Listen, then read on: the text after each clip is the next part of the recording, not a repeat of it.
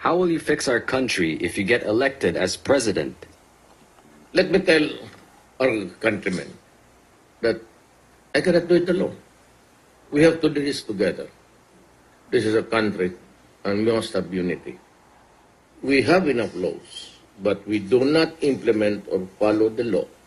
Right now, following the law is only an option for Filipinos. It should be a must. To have peace and order, we must have an adequate police and military force, and we should overhaul the entire system and even the hierarchy of the two fighting forces of our government. We should have increased their salaries and take care of their families so they do not have to take bribes and they have to work with pride. Ang pinaka-importante po ay yung dignidad ng tao. At naman sa sweldo lang, na sana mabubuhay sila ng marapat-dapat. The only way to do that is really na increase the salaries. Kasi talaga ngayon mababa at hirap sila. The most important part in the security of our nation is to have an efficient and effective military and police. And therefore, we have to take care also of their welfare. But while waiting to perfect a system, we can call upon our citizens to enforce the law and make arrests, for after all, it is already allowed under the present laws of the land.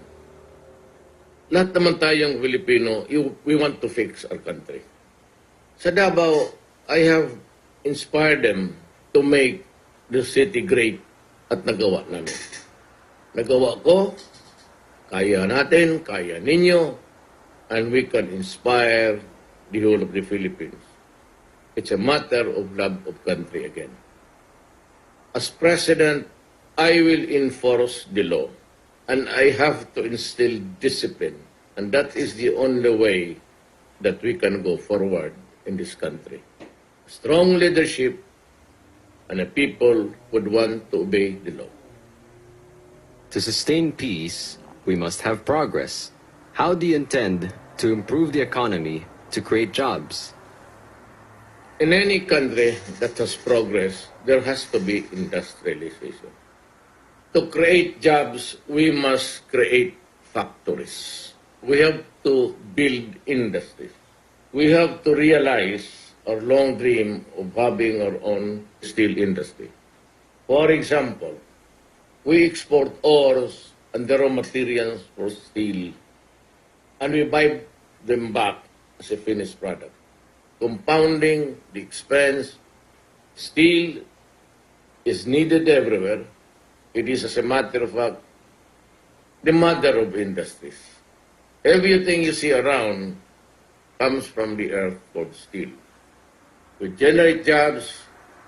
Pati ako, nag-i-import pa ako ng steel para sa bahay ko. Our steel mill can do it for us to build our weapons, our cars, and someday we can build all of our needs in this country if we have the steel mills. Nagawa ng Taiwan, Japan, South Korea, and other nations sa kanilang steel industry. Nauna pa tayo sa lahat noong 1960s. But tignan mo ngayon, nag-i-import tayo. Galing ang raw material sa atin. Tignan mo ang South Korea and the rest of Asia. They are progressing and they have the steel industry to rely on, the backbone of industrialization. It's about time we have our own. We will welcome investors and we will fix our laws and come up with the code of economics. We will open our country for business, for investment.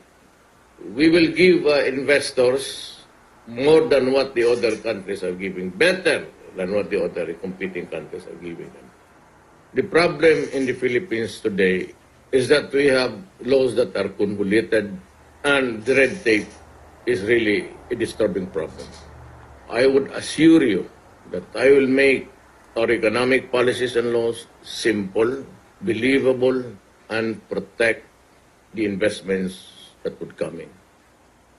Alam mo sa siyudad ko, I have imposed this rule of acting on whatever permits clearances a 72-hour limit. Pag hindi mo nakumpleto yan, or hindi mo ginawa within 72 hours, you are no longer allowed to release it to the person or the persons concerned. You have to give it back to my table sa City Hall with an explanation why it took you more than 72 hours to act on the papers. At ako naman, ang policy ko is pag may difference yung isang opisina, especially corruption, mga pixels, I go into a complete change. Chief of Office hanggang janitor. Yan ang policy ko sa Davao. Pag nagkamali, and even police. Hindi lang may police dyan and there is a lucrative drug business inside the city. I will change the police and every policeman. Yung kasalanan ng isa, kasalanan ninyo ng lahat yan. Lalo na if it involves people connected with security. You have mentioned that the Philippines has many islands, and since foreign business know exactly what they need, we can lease an island to them where they can build their factories and businesses according to their own needs and rules, like a business island patterned after Hong Kong. One way to do it really is to attract people. Now, there are islands available here in the Philippines. It might be small, it might be big, but if it suits well to the business, parang ibigay mo na sa kanila without really giving up anything under Philippine law. And parang yung isang island nila, parang factory na yun nila. They can run their own show, discipline people there, and they can configure the island to their needs. Now, instead of a factory, I give you an island. Okay, put your business there, obey the laws of the Republic of the Philippines, and you can tailor the configurations of whatever you want in that island. Only that you would ask, would demand that you protect our environment. By doing this, we create jobs. Hindi na pupunta yung Pilipino sa labas, it creates jobs here within our borders and within our island. And they can do business and the livelihood of the people assured. To cite to you, two countries, Hong Kong, Singapore, hindi na sila lumalabas sa bayan nila magtrabaho. Business attracts its own people and their own boundaries. Dapat ganun ang mangyari sa atin. How will you lower food cost? The problem in the Philippines today is that we lack infrastructure. Kung mahirap ang daan, and there's no roads at all, and people have to buy goods from the outside of the province or city, the freight alone will kill you. At kung walang magandang daan, mas magastos. Kasi mas maraming gasolina ang gamitin. And one other also is yung mga checkpoints ng police. Kasi kung magbigay ka sa mga checkpoints, ultimately, itong nalugi nila na pera o inibigay nila dyan sa kung ano-ano ang mga checkpoints dyan sa highway, ita-charge doon yan sa consumer. Dapat mawala rin yan. Dapat ang daan maganda at mabilis. You know, in the law of supply and demand sa economics, ang habuling ng mga negosyante is how to transport their business from one place to the other fastest, kagaya ng isda. Then the cheapest, o gaya na may infrastructure ka. If there's a road there, you do not have to double your expense sa gasolina. And the safest. Safe yung pagdala mo sa goods from one province to another. Yan ang rule ng economics. You transport the goods because there is a law of supply and demand. Certain goods are needed in other place. Or merong isa dito, ikaw yung nag-export sa ibang bayan, you'd go for the cheapest, the fastest, and the safest. Well, one factor really is the craving for profit. Bibilihin ng mga middlemen, kaya yung galit ng mga komunista dyan, yung comprador, because they double the price, and also because of the checkpoint, kung ano-anong bilihan nila, kung anong bigyan, and they will add it up to the consumer eventually. Yan ang nangyayari dyan. Everybody wants to make a living. Some borrow, some of their own capital. But for the ordinary poor Filipino, he goes to borrow money from the sharks, loan sharks. At yung tatawag na 5-6 dito sa Pilipinas, and you adapt to the price of the goods that you're selling, plus yung nawawala mo sa checkpoints, and eventually, it is the consumer that suffers. Yun ang problema niya. There has to be a way where the Land Bank, DBP, or other government financing institutions can lend money to the poor so that they can avoid the 5-6. So we must put mga bagsakan, put terminals, and the people can have a choice of going to the supermarkets to buy at a higher price o sila ang pumunta doon sa mga bagsakan for a lower cost sa pagkain.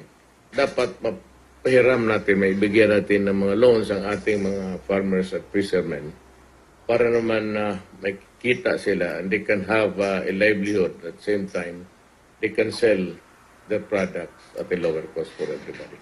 If we can do away with the hindrances, the obstacles, and we are able to create the infrastructure, I aim to lower the food cost in your table by almost 25 to 50% within a year.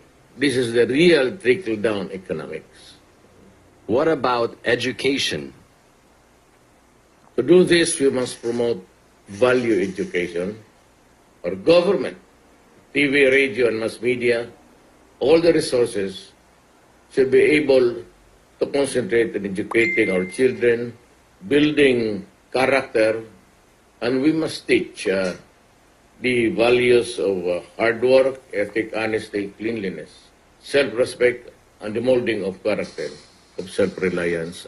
Discipline that have started in Davao is now being enforced by the people themselves. I have proven that it can be done. We must be innovative. If there are still lack of classrooms, and we can rely on technology, for example, big screens, or in the meantime, to teach our children the education that they need. Any parting message? Lastly, we must do our work with dignity. We must be able to realize that to progress materially and spiritually, we must be proud of ourselves and learn the dignity of labor and to respect everybody's jobs. Pride and love of country and dignity will be the spiritual force